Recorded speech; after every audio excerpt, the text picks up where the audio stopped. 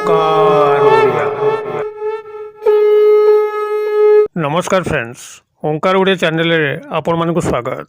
Friends, जदि आपणकर तांको सह संपर्क से भली खराब खराब अवस्था गति करुच्ची एवं आपण चाहूचंती कि तांको सह पुनः संपर्कित होपाई से पछकथा सब भूलिकी आपण संगे पूर्ववत संपर्क रे आप्यायित होंतु एवं भूल मध्य जहार भी थाउ से आपण को तांको तरफरु क्षमा मागंतु। तेबे एही चमत्कार शक्तिशाली वशीकरण उपायटुकु अनुसरण करंतु एवं किभली चमत्कार आपण माने लक्ष्य करूचंती निश्चित भाव मते शेयर करंतु। यदि आपण पति पत्नी से भली आपण मानक मध्यरे कौनसी ना कौनसी कारणरू दूरत्व बढ़िकी छाड़पत्र भली कथा पर्यंत मध्य पलि जाइछि, तेबे एही वशीकरण विधि माध्यम आपण सह पूर्ववर्त संपर्क रे आपण संपर्कित होइकरी दाम्पत्य जीवन को मधुरमय करि परिबे। किंबा जदि आपण दुई जन प्रेमी कौनसी ना कौनसी मनोमालिन्य कारण हो किंबा तृतीय व्यक्तिर अनुप्रवेश हेतु हो आपण दुई जनकर प्रेम संपर्क भितर फाट सृष्टि होइछि, तेबे एही वशीकरण विधान माध्यम आपण पूर्व प्रेमी किंबा प्रेमिका को आपण माने प्राप्त करिकरी पुनर्बार प्रेम संपर्क रे संपर्कित होई परिबे। अथवा जदि आपण दुई जन बंधु जे कि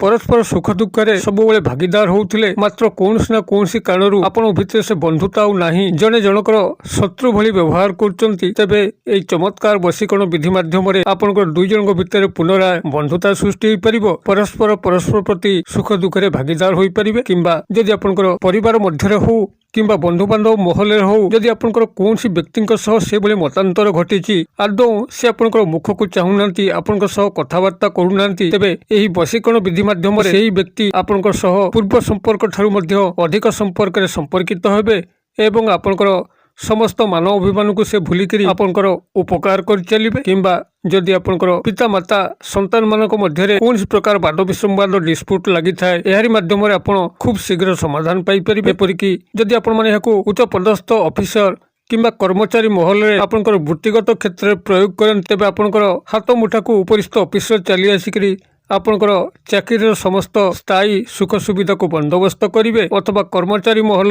कौनसी कर्मकर्ता आपनकर फर रे कार्य करिकरी आपनकर समस्त उन्नति पथरे सहायक हेबे। एपरिकी यदि कौनसी शत्रु क्षेत्र मध्ये आपण माने एही वशीकरण विद्या को विनियोग करंती, तेबे से शत्रुटी तार समस्त शत्रुता को भूलिकरी आपनकर सह मित्रतार हाथ बढ़ेबो एवं आपनकर जीवनटी शत्रुमुक्त होई परिबो। आपनकर इच्छा मते एही वशीकरण विधानटी को जेकोसी व्यक्ति जेकोसी उद्देश्य आपण माने प्रयोग करि परिबे। से नारी हो बा पुरुष आपनकर वश्यता स्वीकार करिकरी आपनकर समस्त अभिष्ट को पूर्ण करिवो। एही चमत्कार वशीकरण विधानटी को आपण मानक सह उपस्थापन करिया पूर्व क्षुद्र निवेदन, जदि आपण आज प्रथम बार करिकि चैनल रे पाद दैचंती एवं एही भली कंटेंट रे आपनको रुचि रहउची, तेबे चैनल को थिबा लाल कलर सब्सक्राइब बटन क्लिक करी बेल आइकन क्लिक करी एवं ऑल नोटिफिकेशन उपर क्लिक करी चैनल को सब्सक्राइब कर नियंतु, जेबली कि आमे जेतल मध्ये आपण मानक सेवारे एही भली तंत्र मंत्र वीडियो अपलोड करिवो तार सर्वप्रथम नोटिफिकेशन अपन पाखे पहुंचो एवं से सब को आपण माने सर्वदूर देखिकी किसी ज्ञान आहरण करें। तेज फ्रेंड्स एवं सुन नजर पकड़ शक्तिशाली वशीकरण विधान जहाँ माध्यम कि आपण जेकोसी व्यक्ति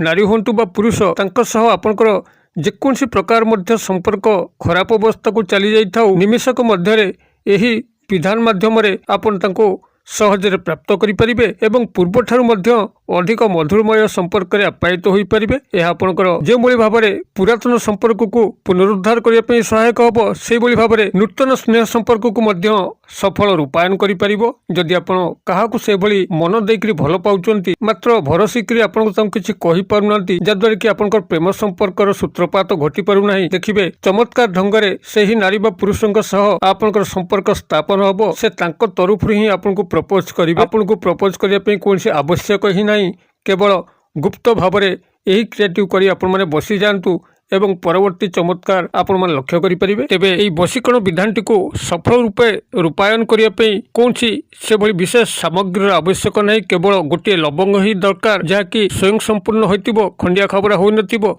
एवं तार फूल थिबो। एई भली गोटे लवंग को प्रथमे आपण माने संग्रह करंतु। गोटे काच पात्र हो किंबा स्टील पात्र हो सेतरे किछि जल भर्ती करी आणतु, जो जल कि शुद्ध जल होइतिबो। जदि गंगा जल आपण माने संग्रह करि पारिले तो सर्वोत्तम हबो, अन्यथा आपनको जो पानीय जल अछि स्वच्छ जल सेही जल को से ग्लास हो बा कोनसी पात्र हो आपण तादरे भरी के आणतु। उपायटु को आपण माने जेकोसी दिन मध्य करि परिबे, तेबे जेतबेला आपण माने प्रयोग करिवे ता आपनको रात्र समय होइतिबा दरकार। रात्रि 8 टारू रात्रि गोटाए मध्य आपण माने एई क्रिएटिव करिवे, शुद्ध पुत होइकरी करिवे। जो समय आपण माने करिवे सबुठारु गुरुत्वपूर्ण होउची याको गुप्त एवं एकांत भाव में करिवे, ଯେଭଳି କି କୋଳାହଳମୟ ନଥିବ ଏବଂ କେହି ଆପଣଙ୍କର କ୍ରିୟାକୁ ଦେଖୁନଥିବେ କିମ୍ବା ଡିଷ୍ଟର୍ବ କରୁନଥିବେ। ଏଇଭଳି ଏକ ଏକାନ୍ତ ମୁହୂର୍ତ୍ତ ଦେଖିକରି ଅତ୍ୟନ୍ତ ଗୁପ୍ତ ସନ୍ତର୍ପଣ ଭାବରେ ଆପଣଙ୍କର ନିଜ ରୁମ୍ରେ କବାଟ ଦେଇକରି ବସନ୍ତୁ। ପୂର୍ବ କିମ୍ବା ପଶ୍ଚିମ ଦିଗକୁ ମୁଖ କରିକିରି ଏକ ଆସନ ପକେଇକି ବସନ୍ତୁ। ଯେକୌଣସି ରଙ୍ଗର ଆସନ ହେଲେ ଚଳିବ। ଆପଣମାନେ ଆସନ ପକେଇକରି ପୂର୍ବ କିମ୍ବା ପଶ୍ଚିମ ମୁଖା ହେଇକି ବସନ୍ତୁ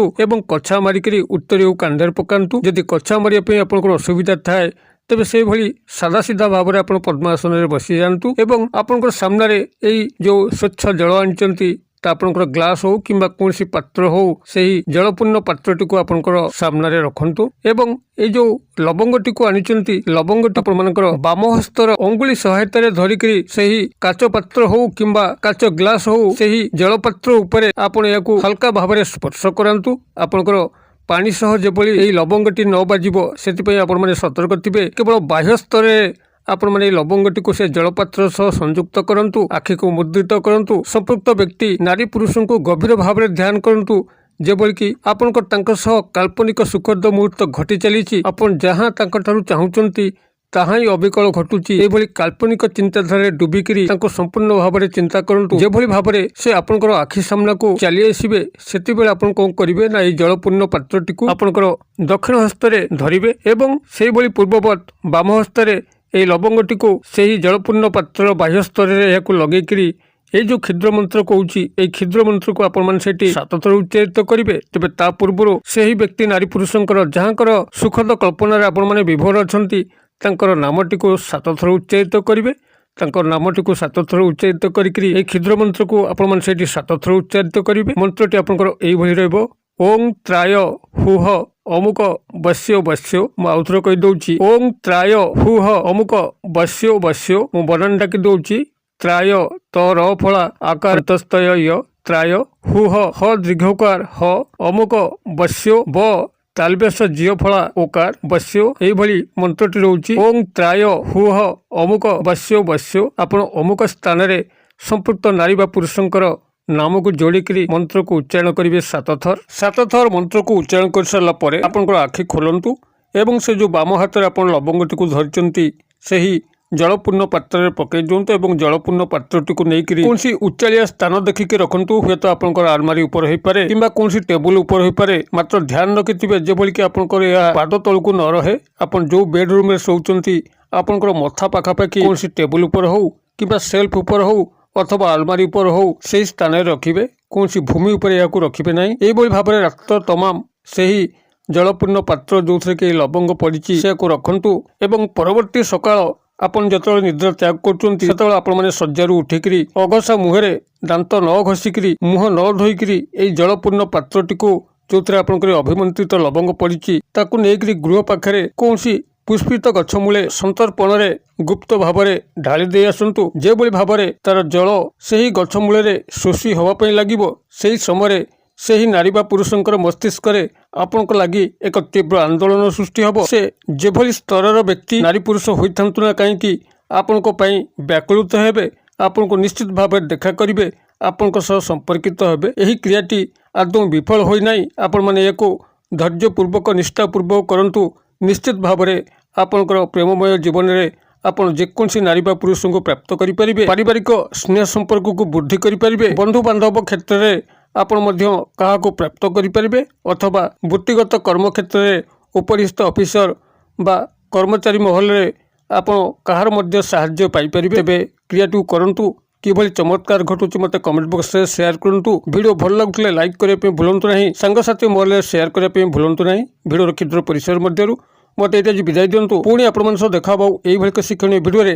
ସେ ପର୍ଯ୍ୟନ୍ତ ଦର୍ଶକ ବନ୍ଧୁ ଆପଣମାନେ ସମସ୍ତେ ମଙ୍ଗଳଙ୍କ କୃପାରୁ ଭଲରେ ଥାନ୍ତୁ। ରହୁଛି। ସର୍ବେ ଭବନ୍ତୁ ସୁଖିନ ସର୍ବେ ସନ୍ତୁ ନିରାମୟା ସର୍ବେ ଭଦ୍ରାଣୀ ପଶ୍ୟନ୍ତୁ ମା କଶ୍ଚିତ୍ ଦୁଃଖଭାଗ୍ ଭବେତ୍। ଓಂ ଶାନ୍ତି ଓଂ ଶାନ୍ତି ଓଂ ଶାନ୍ତି। ନମସ୍କାର।